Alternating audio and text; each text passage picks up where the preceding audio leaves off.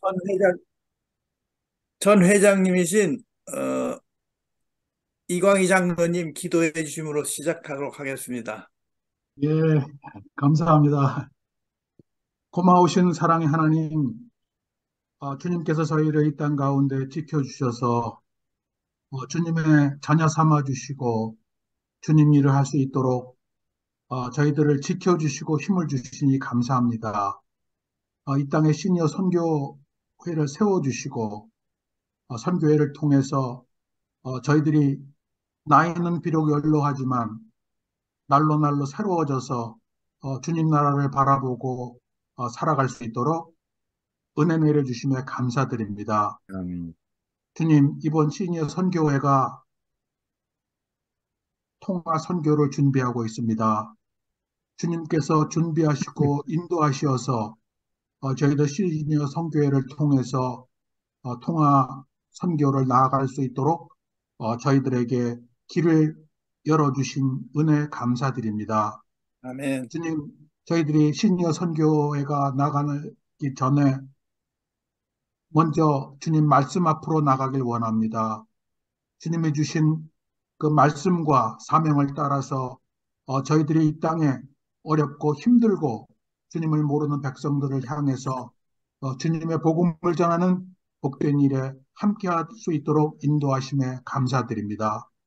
주님, 이 일에 저희들을 위해서 이태한 목사님 세워주시고 통화 선교를 위해서 목사님을 통해서 저희들이 나아갈 방향과 앞으로 해야 할 일들을 주님께서 알려주시게 이태한 목사님을 세워주심에 감사드립니다.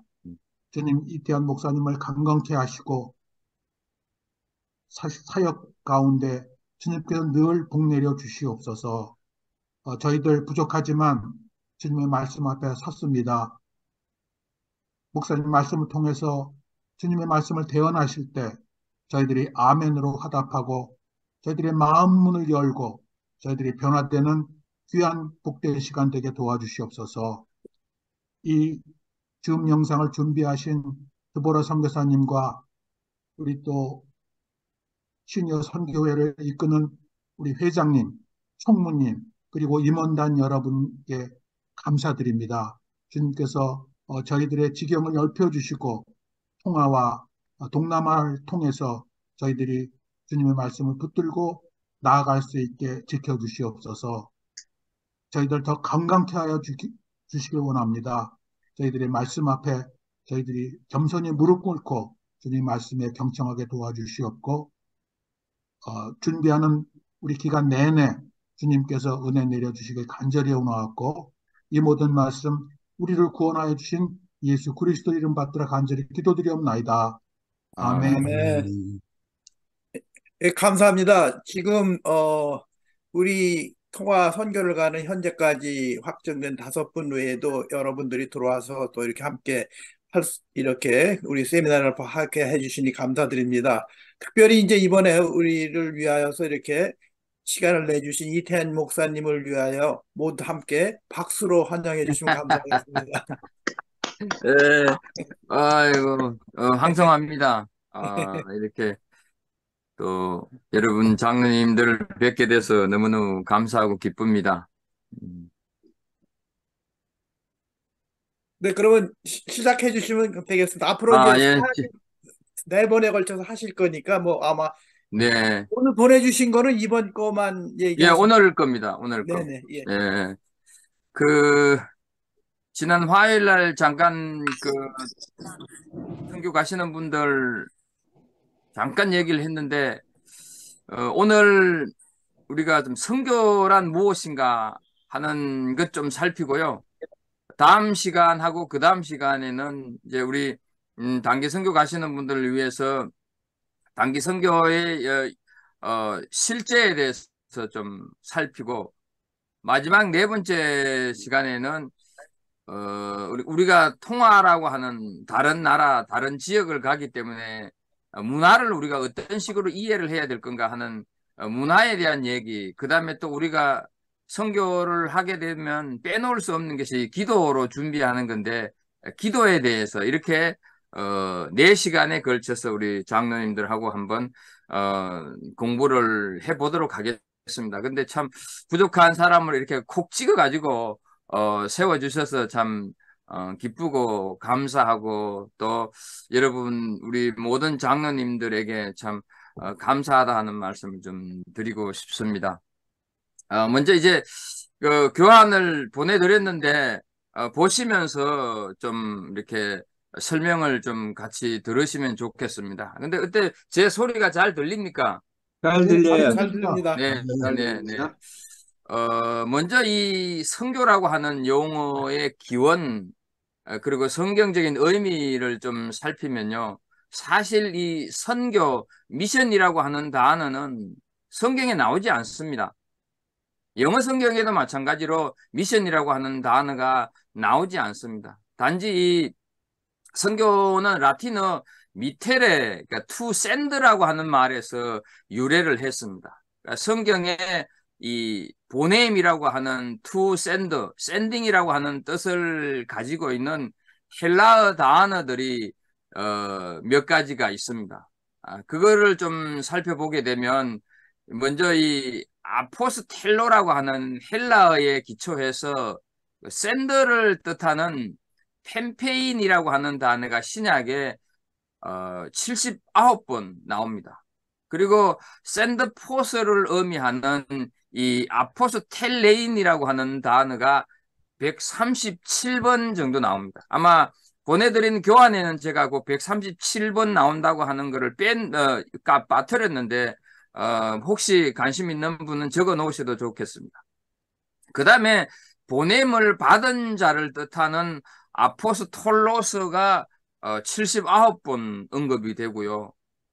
사도의 과업을 뜻하는 아포스톨레가 4번, 이런 그 보낸다고 하는 뜻의 동조구가 존재를 하고 있습니다. 그래서 이게 보냄이라고 하는 의미를 갖는 단어인데, 오늘 우리가 선교는 무엇인가 할 때 이 선교는 본래 보냄이라고 하는 용어에 기초하고 있다, 이렇게 좀 이해하시면 되겠습니다. 그래서 선교를 보냄이라고 하는 관점으로 성경을 읽다가 보게 되면 성경은 온통 그 보냄의 이야기로 가득 차 있는 것을 우리가 보게 됩니다.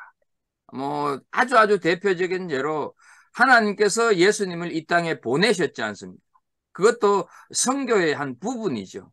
그런데 이 단순히 사람을 보내는 것뿐만 아니라 자연 만물, 이 생물들을 보냄으로써 하나님의 뜻을 성취해 가는 것을 선교다, 이렇게 보게 될 때 성경은 온통 이 보냄의 이야기로 가득하다 하는 것이죠.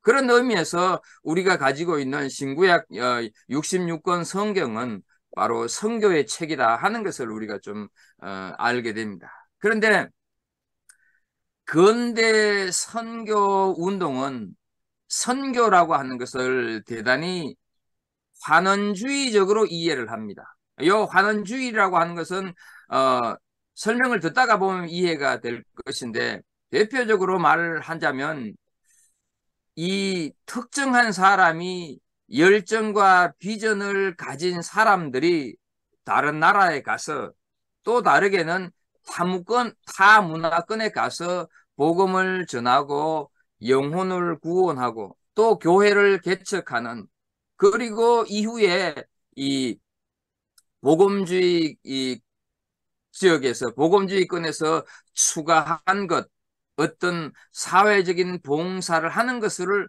선교로 보는 관점이라는 것이죠. 이것이 환원주의적인 선교를 이해한다 하는 것이죠. 그런데 그것이 그렇게 바람직한 선교 이해는 아니라는 것이죠.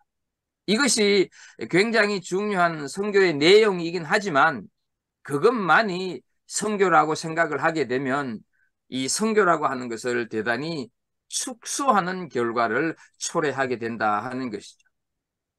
이제 현대에 와서 제가 전문적인 어떤 선교사는 아니지만 20년 이상 단기 선교를 오가면서 또 학교에서 또 선교학을 배우면서 느끼는 것은 선교에 대한 이해가 많이 확장되어져서 넓은 의미로 받아들여지고 있다 하는 것을 좀 생각해 보게 되고, 그것을 오늘 우리 장로님들하고 좀 나누려고 합니다. 특히 20세기에 가장 중요한 신학적인 발견 중에 하나로 이야기가 되고 있는, 아마 우리 장로님들이 들어보셨을 거예요. 하나님의 선교라고 하는 것.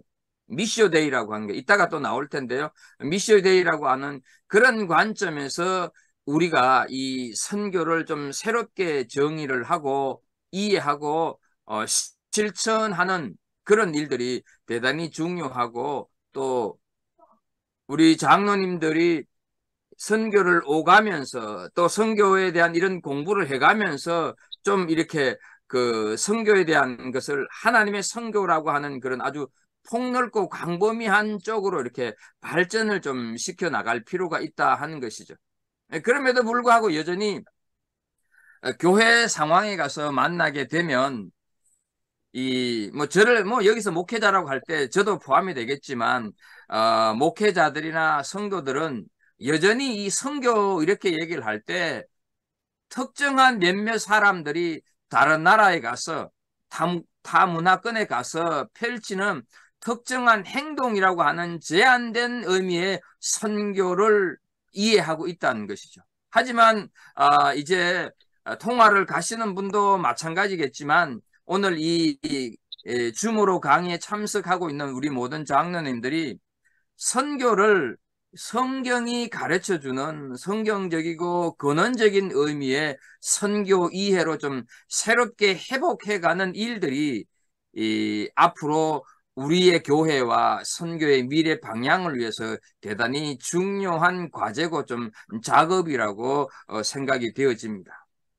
요약해서 말씀드리자고 하면, 지금까지 선교는 특정한 사람들이 다른 나라에 가서 펼치는 어떤 특정한 행동이라고 하는 제한된 의미로만 생각을 했다는 것이죠. 그러니까 교회 안에 있는 분들은 선교는 선교사들만, 목사들만 가는 거야. 우리는 선교를 하지 않아. 우리는 선교하고 관심이 없어. 관련이 없어. 이런 식으로만 생각을 해왔다는 것이죠. 그런데 성경에서 얘기하고 있는 선교는 그것이 아니라 모두가 다 선교사라고 하는 개념을 가지고 있어야 되고, 그런 개념을 자꾸 교회 안에서 선교 현장에서 확장시켜 나가야 된다 하는 것이죠.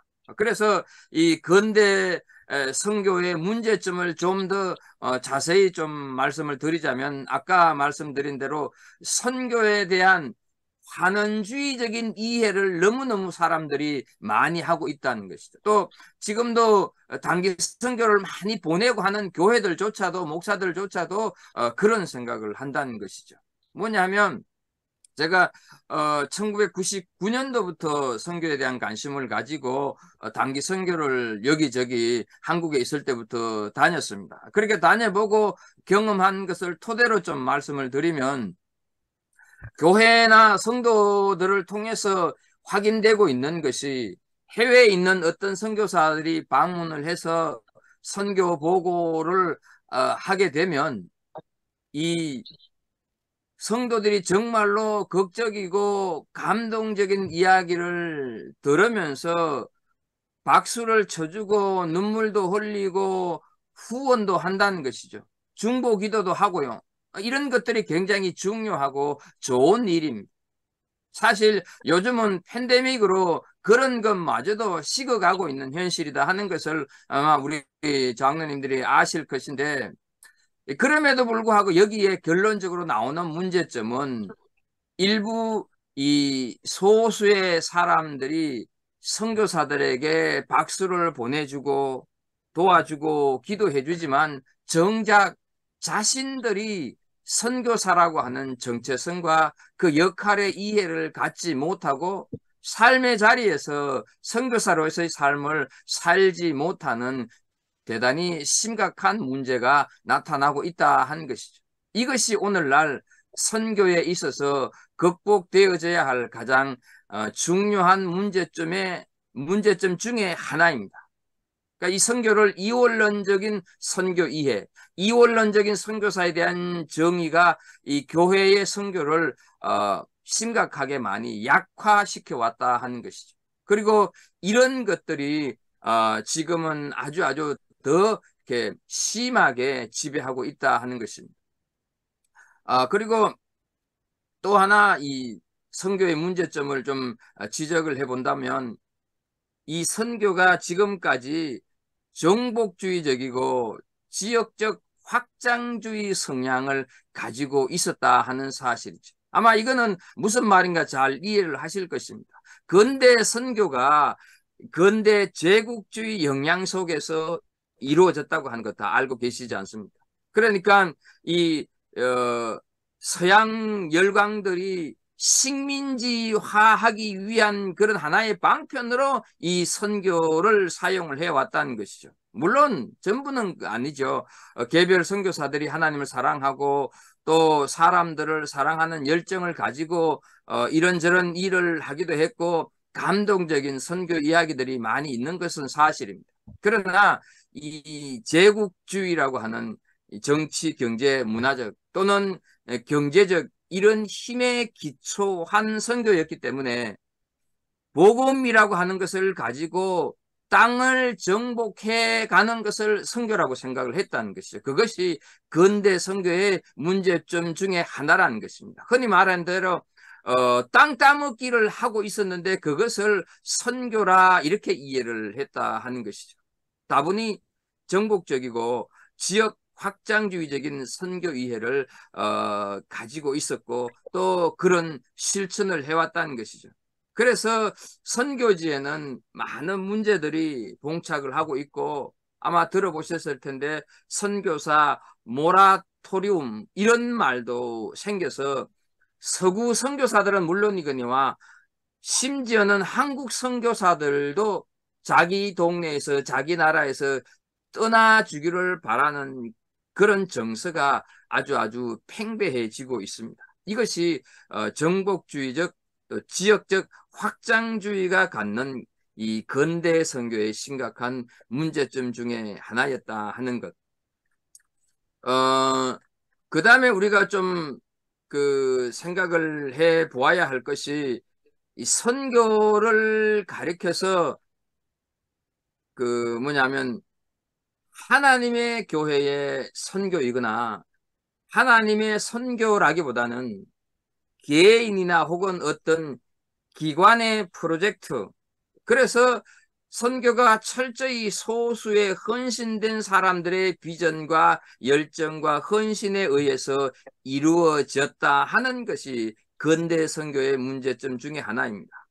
선교 기관이나 특정한 교회가 하는 것이 선교다라고 하는 이 잘못된 인식의 그 선교 이해가 형성되고 있었다 하는 것이죠. 그것이 이제 우리 통화를 가시는 5분 이 시니어 선교사들이 이런 틀을 좀 깰 필요가 있습니다. 예전에는 벌써 65세, 70이 넘어가시는 분들이 무슨 선교를 한다고 야단이냐 이런 식의 생각이 지금까지 지배적이지 않습니까? 그런 틀을 좀 그런 어떤 그 사고방식을 좀 깨트릴 필요가 있다 하는 것이죠. 그리고 네 번째는 거기에 기초해서 많은 게 선교적 행동주의를 발견하게 되는 거죠.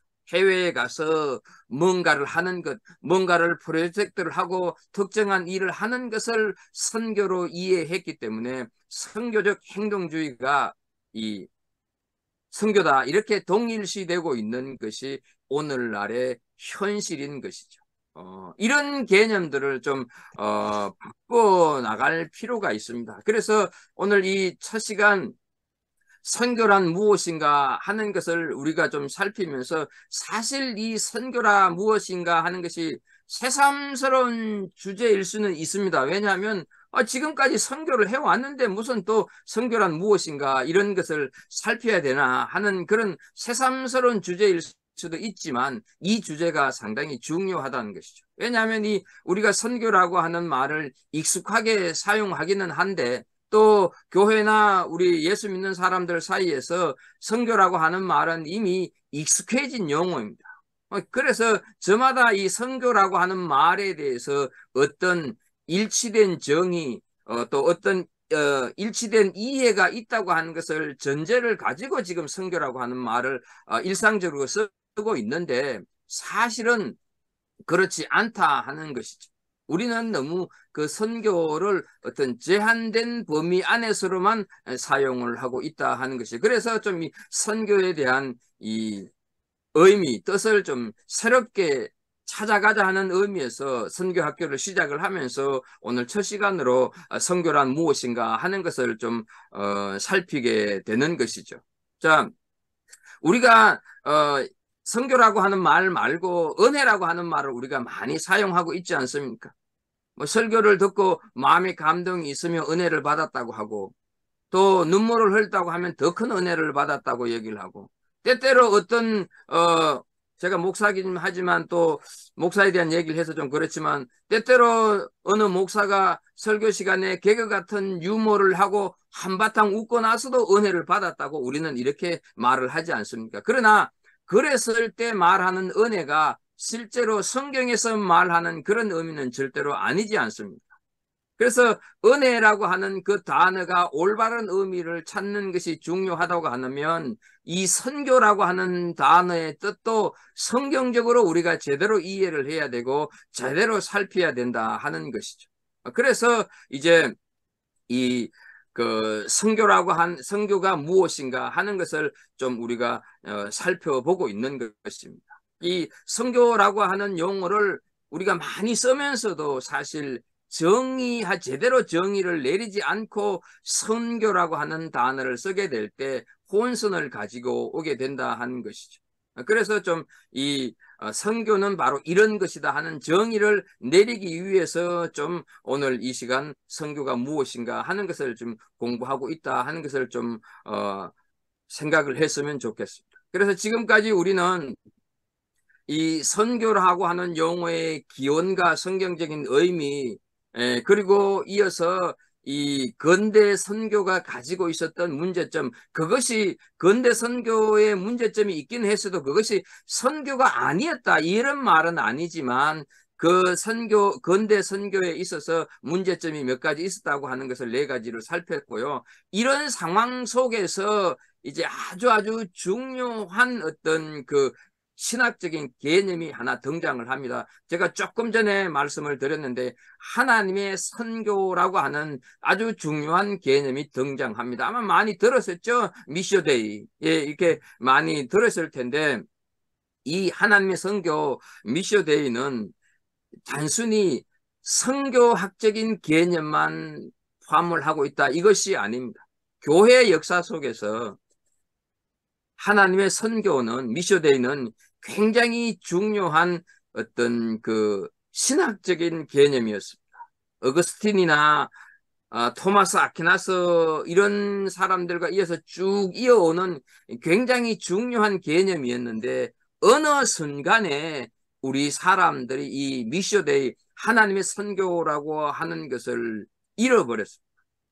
이 하나님의 선교는 삼위일체 하나님의 관계성을 진술하는 신학적인 용어였고, 그리고 이것이 삼위일체 하나님의 보내심의 관계를 설명하고 하나님의 놀라운 선교를 말하는 중요한 개념이었는데, 20세기에 들어오면서 이것을 재발견하고 재확인하게 되는 아주 중요한 그 신학적인 사건이 일어나게 된다 하는 것을 좀 기억했으면 좋겠습니다. 그러니까 지금까지 우리는 선교를 그냥 특정한 교회에서 특정한 사람들만이 하는 것으로 생각을 했는데, 그것이 아니었고, 성경을 통해서 보게 되면 선교는 사람이 하는 것이 아니라 바로 하나님이 하시는 일, 그것을 하나님의 선교 미셔데이라 이렇게 부르는 것이죠. 그런데 그것을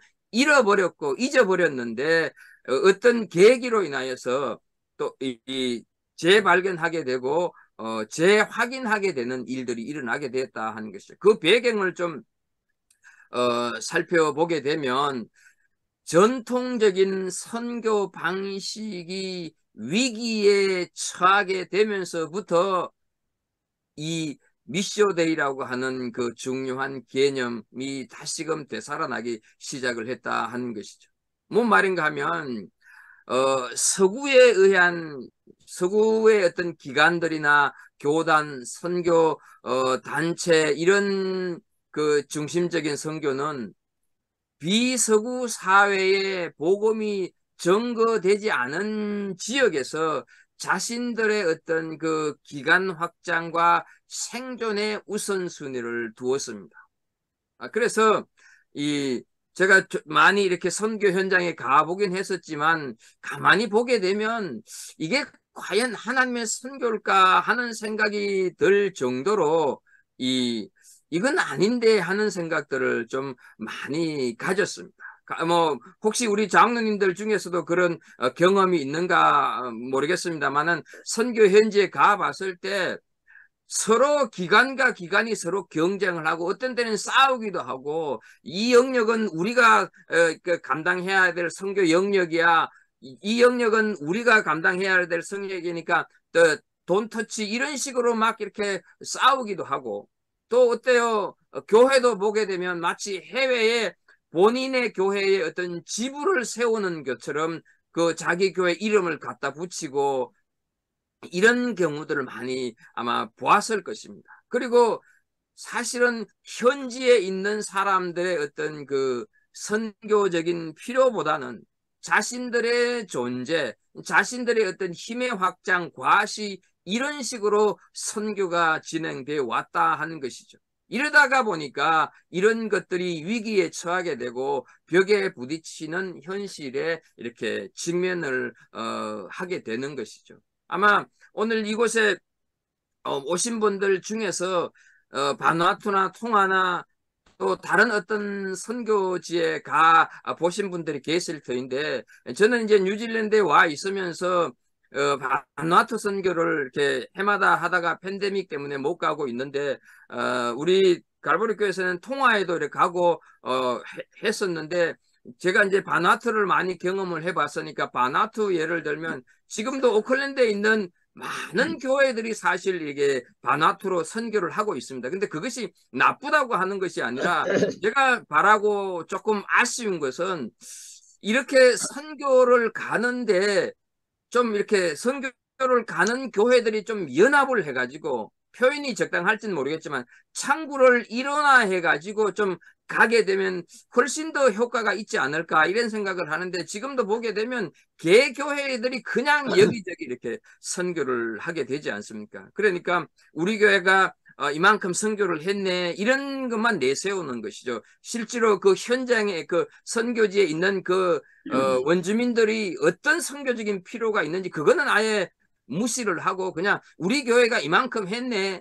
우리 선교기관이 이만큼 했네. 이것만 내세우는 것들을 종종 보게 됩니다. 그런 데서 좀 아쉬움이 있는 것이죠. 그래서 이런 어떤 전통적인 선교 방식이 결코 바람직하지 않다는 위기 상황에 처하게 되면서 하나님의 선교라고 하는 개념이 다시금 이제 더 중요하게 떠오르기 시작을 했다 하는 것이죠. 그 다음에 그러면서 이제 새로운 그 선교에 대한 인식을 하게 되는데 우리는 어때요? 지금까지 교회가 선교를 시작을 했다 이렇게 생각을 하고 있습니다. 그러나 그것이 아니라 선교를 통해서 교회가 생겨난 것이고 선교를 위해서 교회가 존재한다고 하는 큰 인식의 전환이 일어나게 되는 것이죠. 이 전통적인 선교 방식의 위기에 직면을 하면서. 그래서 이 선교국과 선교에 대한 정의가 달라지기 시작을 했습니다. 혹시 들어보셨는지 모르겠지만 이제 우리 장로님들이 선교에 많이 관심을 갖고 계시니까 지금 제가 말씀드리는 요 사람들은 좀 기억해 놓으시면 좋을 겁니다. 네슬리 뉴비긴이라고 하는 사람, 그 다음에 데이빗 보시라고 하는 이 두 사람은 정말로 이 현대 선교에 있어서 빼놓을 수 없는 이 하나님의 선교에 대한 어떤 그 개념을 분명히 심어준 사람들입니다. 이 네슬리 뉴비긴 이분은 원래 인도 선교사로 갔었고 영국의 주교였습니다. 그리고 아주 유명한 선교학자였는데요. 정말로 놀라운 학문적인 탁월성을 가지고 이 선교적 교회론 또 선교학 이런 데 대단히 영향을 많이 끼친 분입니다. 그분의 영향력 아래 이 선교학적 신학적 발전이 지금도 이루어지고 있다 하는 것이죠.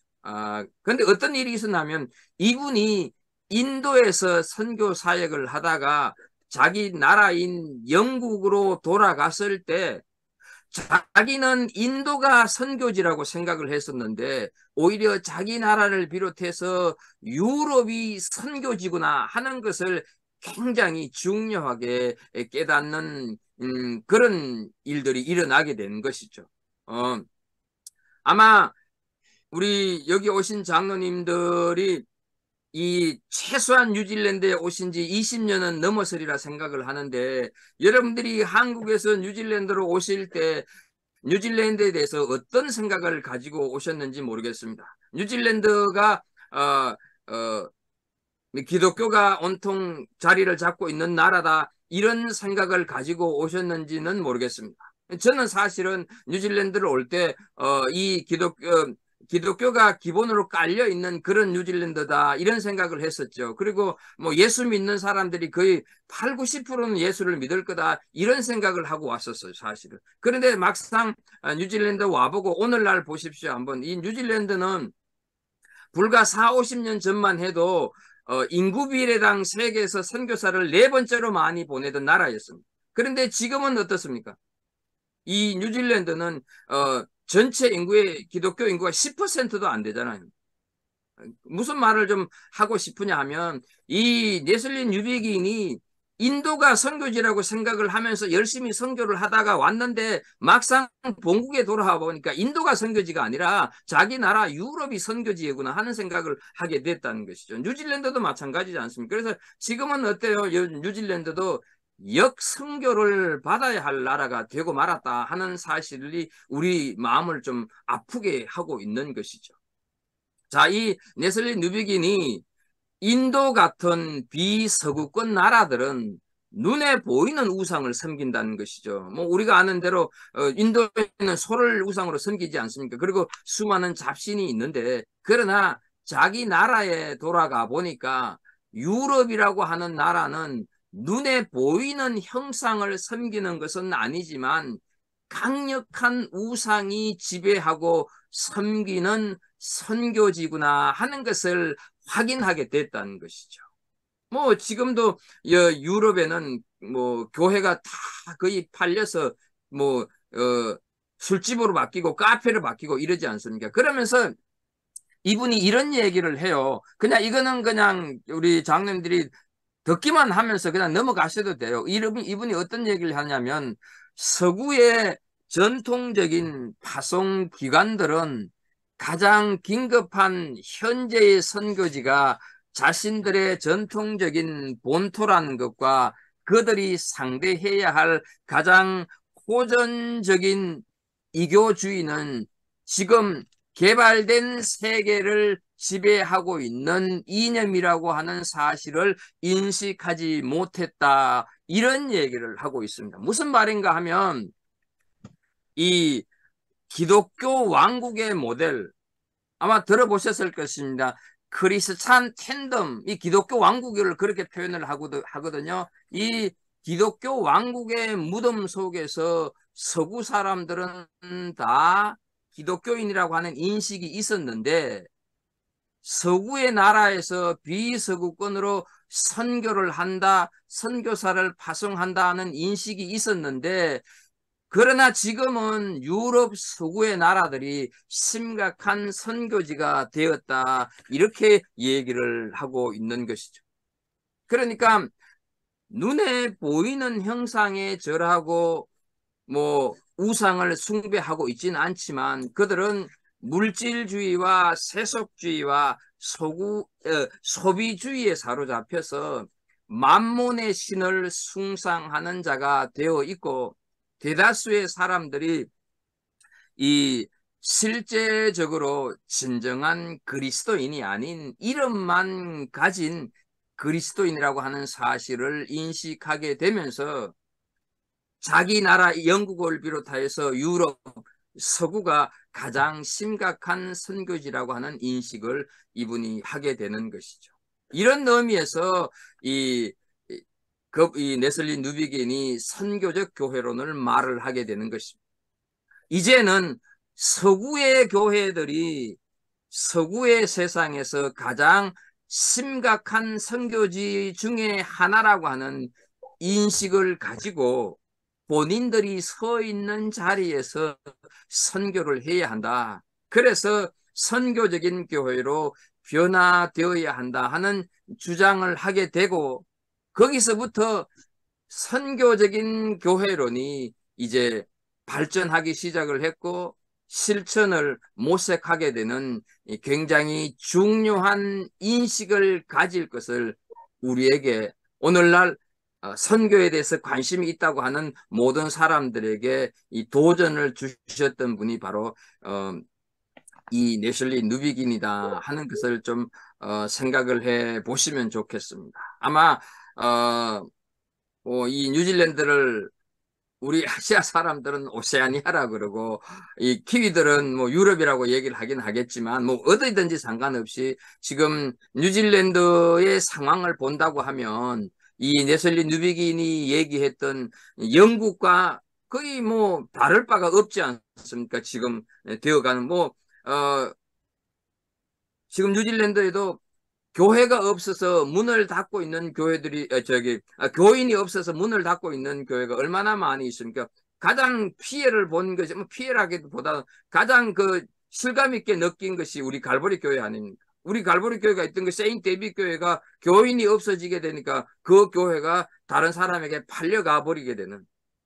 그래서 사실은 이 뉴질랜드가 이제는 선교를 받아야 할 역선교 국가가 되어버렸다 하는 사실. 우리가 기억을 하게 된다고 하면 바로 이런 어떤 이 네슬리 누비긴이 얘기했던 것을 좀 더 공감 있게 좀 우리가 살펴보게 될 것입니다. 그리고 이 하나님의 선교의 신학적인 발전과 역사적인 변천을 가장 명제적으로 잘 정리했던 것이 그게 아마 교재에 적혀 있을 텐데요. 그 벨링겐 컨퍼런스 오브 인터내셔널 미셔너리 카운슬, 뭐 약자로 IMC라고 하는데요. 1952년도에 있었던 선교 대회였습니다. 이런 대회들이 선교학적으로, 선교 역사적으로 중요한 역할을 하게 되면서 이제까지 있었던 선교를 좀 새롭게 이해하고 그것을 새롭게 정의하고 새로운 방향성을 모색하는 것에 기여를 하게 되는 것입니다. 그래서 이런 대회들을 통해서 선교를 새롭게 정의를 하고 있습니다. 지금까지 제가 말씀드린 거 다 잊어버렸어도 지금부터 말씀드린 거를 좀 유심히 좀 살펴보고 잘 기억을 했으면 좋겠습니다. 이런 대회들이 선교를 어떻게 정의를 했냐면 첫 번째로 그 선교는 하나님의 본성으로부터 비롯된다. 이런 정의를 내리게 되는 것입니다. 그러니까 어떻습니까? 선교는 교회가 하는 특정한 활동이다라고 지금까지 생각해왔던 그 선교가 아니라는 것이죠. 아주 엄청나게 다른 선교의 정의를 내리고 있는 것이죠. 이해가 되셨는지 모르겠습니다. 선교는 하나님의 본성으로부터 비롯된다. 나눠드린 교환에 적혀 있네요. 그거 참고하시면 되겠습니다. 그러니까 이 미셔데이, 하나님의 선교라고 하는 걸 떠올리게 되면 선교는 하나님의 본성, 하나님의 속성으로부터 비롯된 것이지 교회가 먼저 선교를 한 것이 아니다 하는 것이죠. 하나님 아버지께서 아들을 보내시고, 아까 이 선교라고 하는 뜻이 제일 처음에 단어 정리를 할 때 뭐라 그랬습니까? 보내시고, 이것이 선교라고 얘기를 하지 않습니까? 그러니까 보내신다고 하는 것이 선교의 정의라는 것이죠. 아버지와 아들께서 성령을 보내신, 이것이 선교의 정의가 되는 것입니다. 두 번째로 어떤 정의를 내렸나 하면 아버지, 아들, 그리고 성령께서, 이 아버지, 아들, 성령은 뭘 얘기하니까 삼위일체 하나님을 얘기하지 않습니다. 아버지와 아들, 그리고 성령께서 어때요?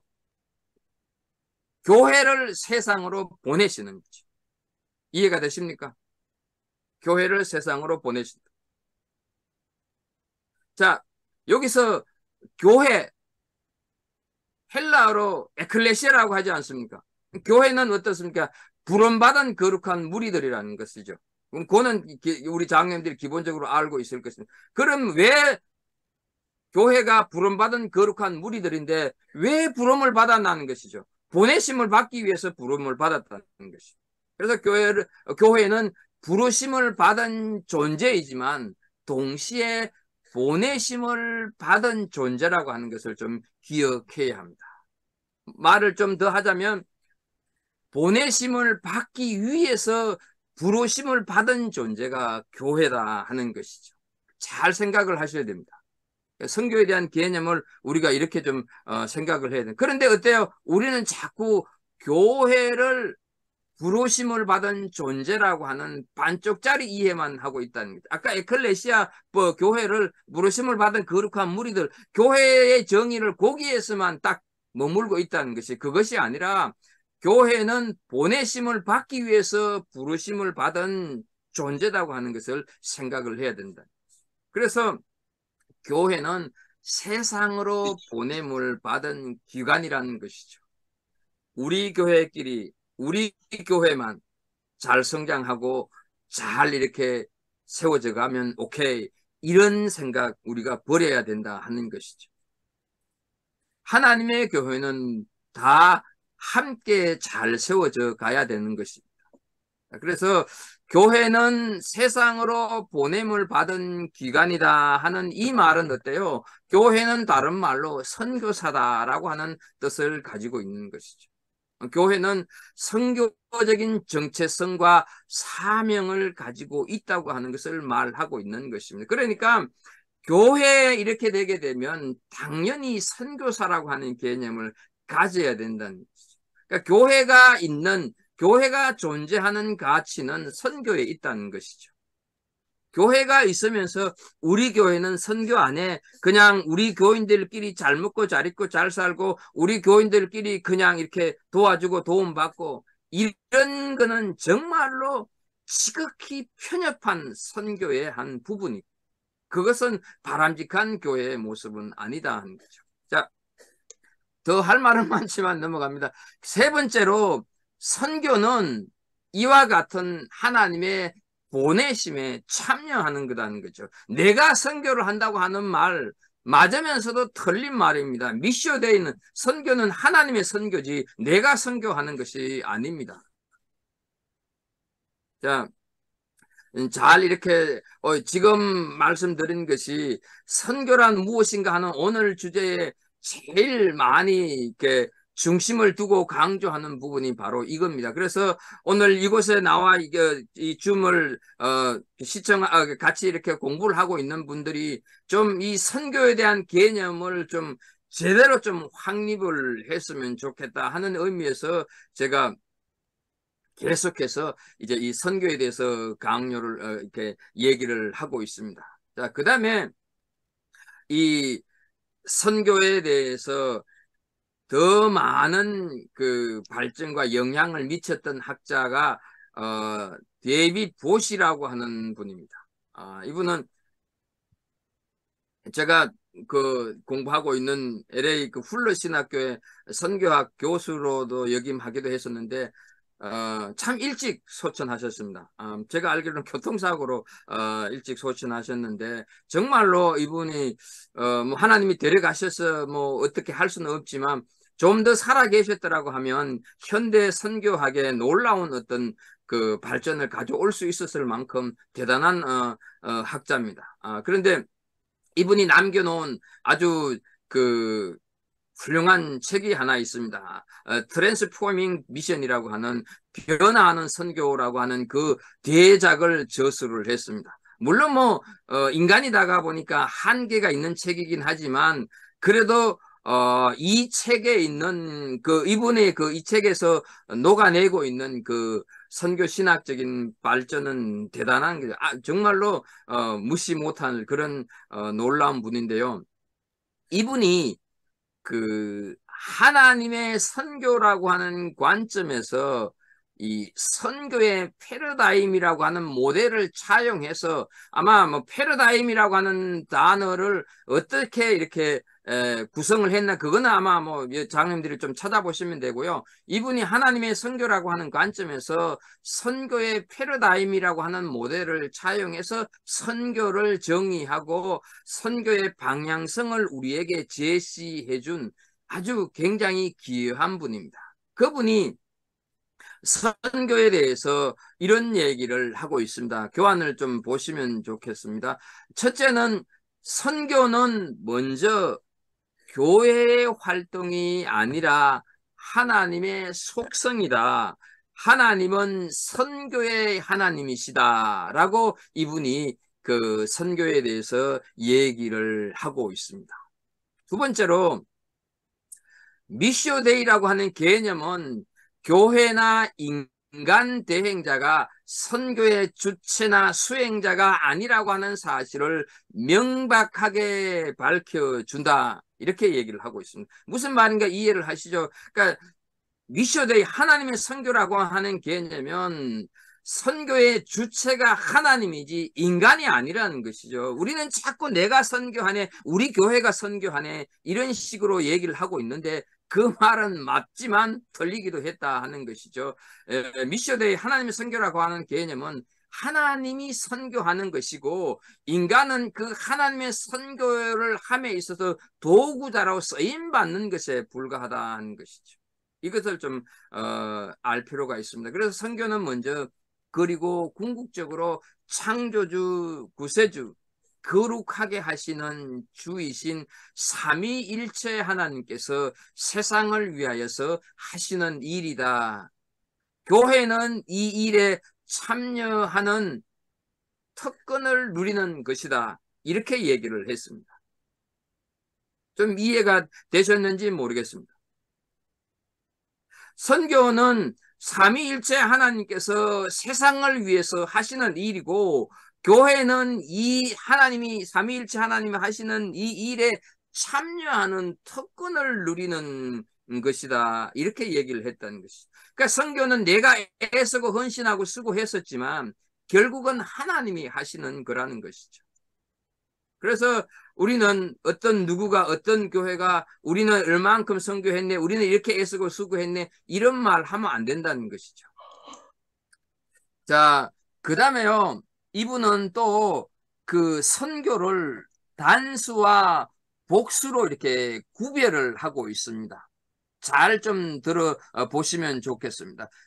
세 번째 이제 선교는 기본적으로 단수다. 미션 이렇게 하게 되면 단수 이것이 우선이고 그 다음 복수는 미션스 이렇게 해서 그 복수 미션스는 미션이라고 하는 단에서 파생되었다 이렇게 얘기를 하는 것이죠. 무슨 말인가 하면 선교는 기본적으로 미션 단수인 하나님의 선교이고 어떤 교회나 어떤 선교 기관의 선교는 복수로서 하나님의 선교로부터 파생되는 것이다.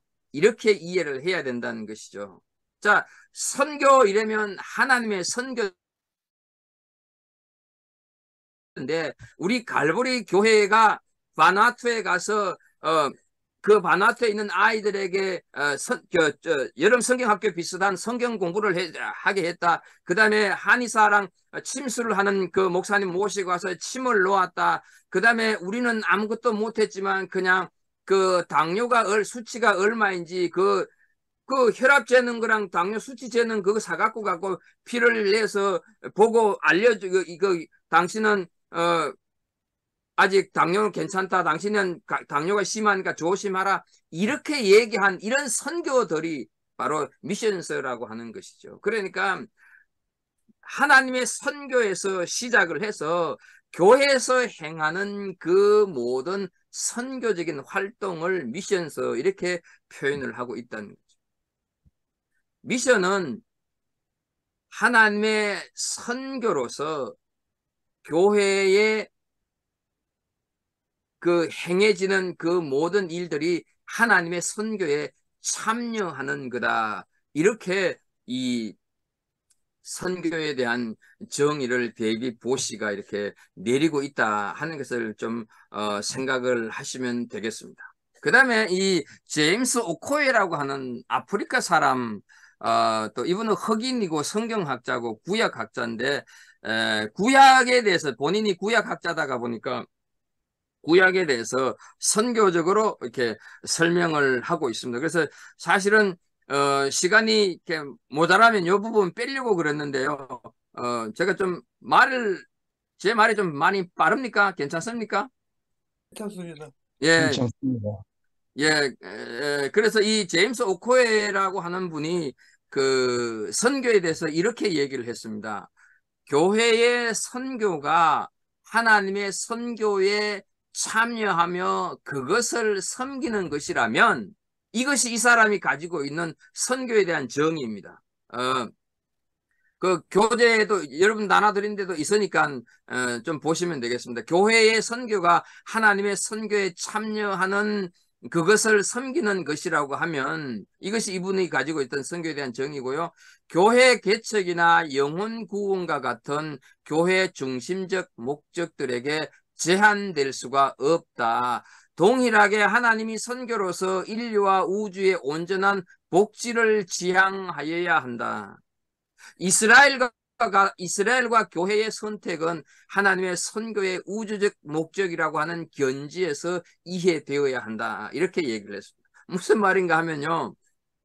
선교가 하나님의 선교라고 한다면 하나님은 온 우주 만물의 회복을 목적으로 하시는데 온 우주 만물 가운데 영광 받으시기를 원하시는데 그렇다면 교회의 선교는 그것에 참여하는 것이 되어야 한다. 이런 뜻입니다. 단순히 복음을 전하고 영혼을 구원하고 교회를 개척하고 사회 봉사하는 이런 차원을 넘어서서 하나님께서 온 우주 만물의 회복을 목적으로 하는 것이 선교이기 때문에 이것이 교회의 선교의 목적이 되어야 되고 온 우주와 인류를 회복해서 그것을 통해서 하나님의 영광이 나타나는 것을 지향해야 하고 그것이 교회의 선교가 되어야 한다. 이런 뜻이라는 것이죠.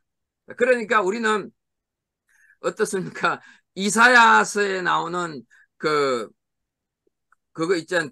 어린아이가 독사굴에 손 넣어도 물지 않고 뭐 이런 그 성경 구절이 있지 않습니까? 그것이 바로 이 온 우주적인 회복, 이것이 교회가 감당해야 할 선교다는 것이죠.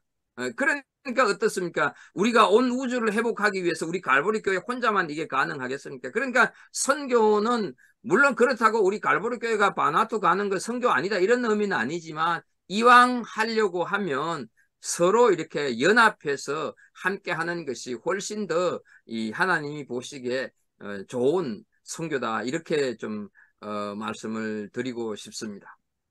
자, 이제 마지막입니다. 이런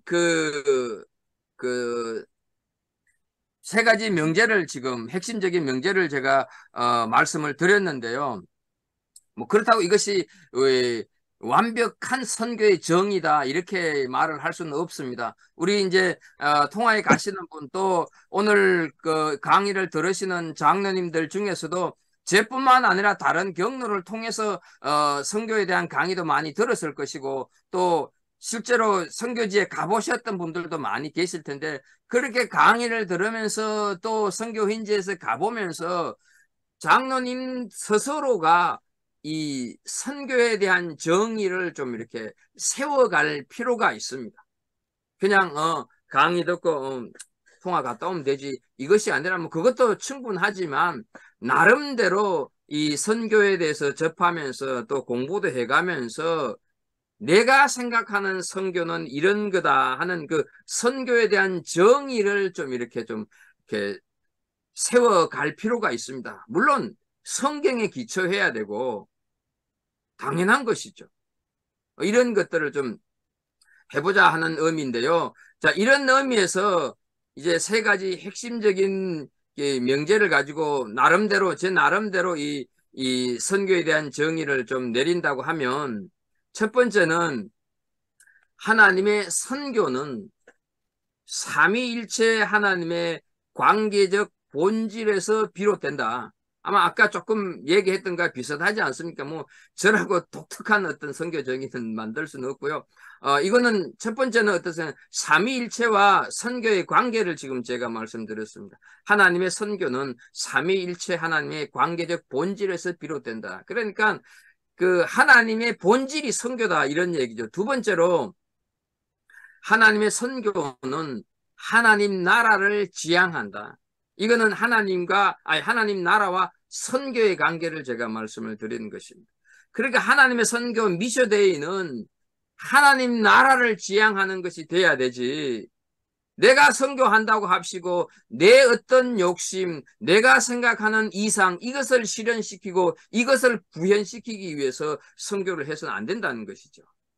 뭐 여러분들이 보신 분들이 있거나 경험하고 들으신 분들이 있는지 모르지만 지금 세상에 우리 한국만 해도 선교사들이 모든 교단 다 합쳐가지고 아마 10만 명 이상은 나가 있을 텐데 그 중에 보게 되면 선교를 어떤 자기 이상을 실천하고 자기 이상을 달성하기 위한 것으로 이렇게 프로젝트로 생각하는 분들 있지 않습니까? 그거는 안 된다는 게 그래서는 안 된다는 것이죠. 반드시 선교는 하나님 나라를 지향해야 한다는 것이죠. 세 번째로 하나님의 선교로부터 교회의 선교적인 정체성과 역할이 규정된다. 이거는 이 교회와 선교와의 관계입니다. 그러니까 첫 번째는 삼위일체와 선교의 관계를 제가 말씀드렸고, 두 번째는 하나님 나라와 선교의 관계를 말씀드렸고, 세 번째는 교회와 선교의 관계를 말씀을 드렸습니다. 이 세 가지가 밀접하게 연관이 되어 있습니다. 이것이 나름대로 내려놓은 선교의 정의인데, 우리 뭐 장로님들에게 이런 정의를 한번 내려보라 하면 부담스러울 수는 있지만 나름대로 경험하면서 듣고 배우면서 한번 선교에 대한 정의를 첫째, 둘째, 셋째 이렇게 못하더라도 한 줄이라도 아니면 두 줄이라도 나름대로 선교에 대한 정의를 한번 내려보신다고 하면 좋겠다 하는 의미에서 좀 말씀을 드립니다.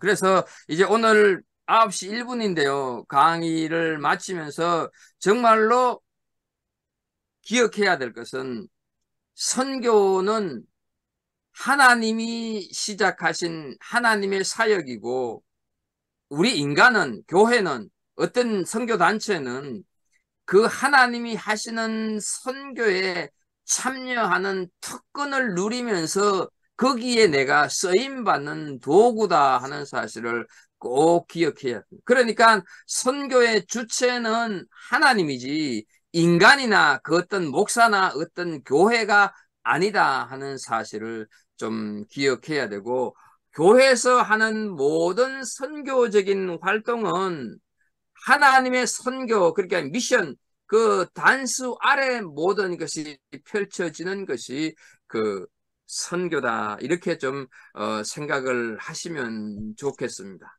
그래서 하나님의 선교로서 교회가 그것에 참여하는 그것이 정말로 하나님이 원하시는 선교에 대한 정의, 하나님의 선교 미셔데이를 이루어가는 거다 하는 것을 좀 생각을 하시면 좋겠습니다. 저는 여기까지 강의를 마치고요. 질문 있으면 좀 한두 분만 좀 받도록 하겠습니다.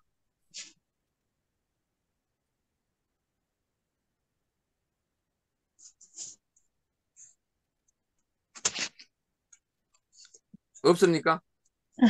네, 목사님 너무 감사합니다. 질문 있으시면 질문해 주세요. 질문은 아닌데 그 강의를 아주 잘 들었습니다, 목사님. 아주 그냥 그 단기 선교 가시기 전에 확실하게 가르쳐 주시고 가시는 것 같아서 아주 감사드립니다. 예, 고맙습니다. 예, 부족하지만 예, 참. 예.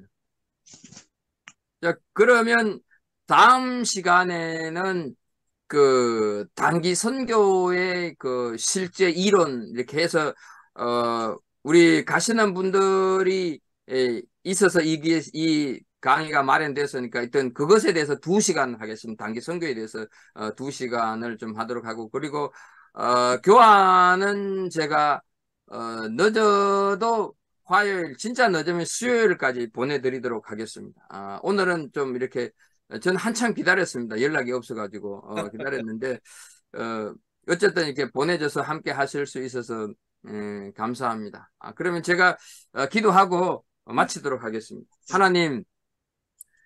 하나님이 세우신 하나님의 사람들이 하나님이 시작하고 마치는 그 선교에 참여할 수 있는 특권을 주셔서 감사합니다.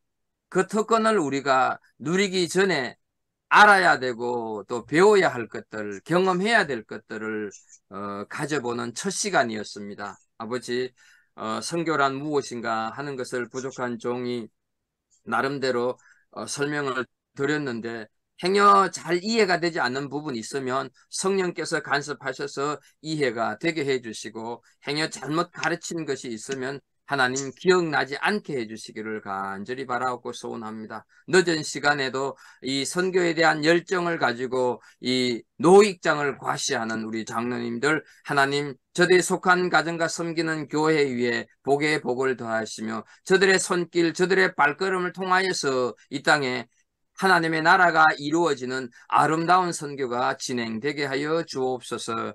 예수님의 이름으로 기도합나이다. 아멘. 네, 아멘. 감사합니다. 네, 감사합니다. 수고하셨습니다. 예. 다음 목요일 날 뵙겠습니다.